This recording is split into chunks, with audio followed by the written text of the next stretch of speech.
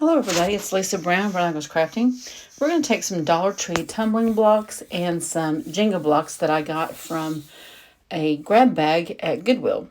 We're going to take two of the smaller ones, put two vertical and one horizontal. That way we have a cute little Santa's hat. We're making two different sizes here. I got some black paint that I think I picked up from Dollar Tree because it was awful thick and it took a little bit longer to dry than normal, but it did give a really good dark black matte coat. But it was just a little thicker of paint, and I either got it at Dollar Tree or maybe even Dollar General. I don't remember, but I really think it was Dollar Tree. But it was just a really good, and it dried. It took a little bit longer to dry than normal, but when it did dry, it was a really thin black coat of paint, and it really distresses really good. I think I kind of like it better than I did the chalk paint in the ink, the Waverly. So we painted both of them, front and back, and I made sure I got into all the little crevices where I glued those together. And I could have used stick fast, but I went ahead and just used some hot glue because that was handy. And you can see how that paint looks a little thick there, but it does dry really good.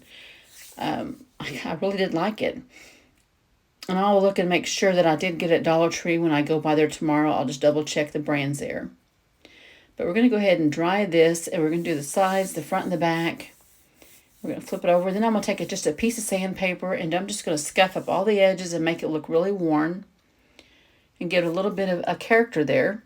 I did both of them, front and back, and you can see how well that distressed. It didn't take much effort at all.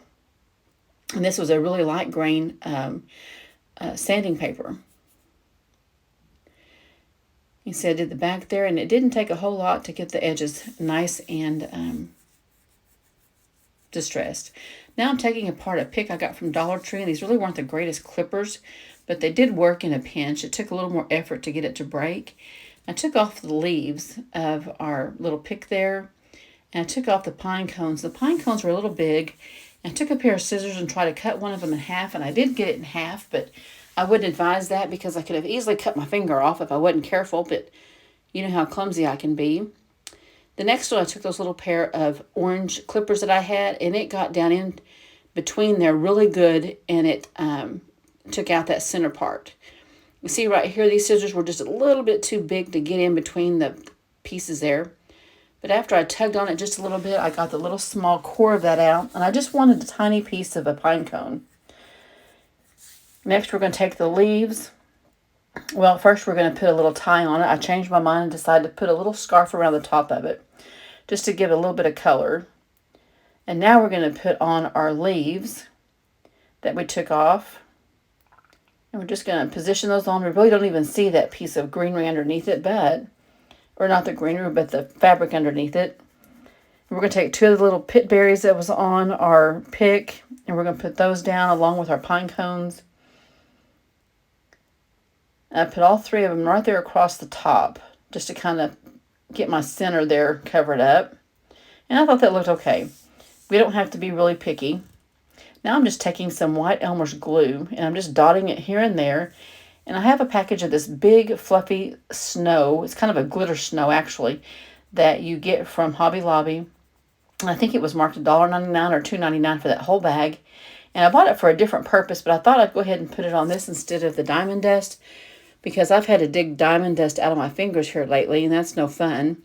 So I decided to go ahead and use that. We're going to sprinkle it all on and let it catch that glue.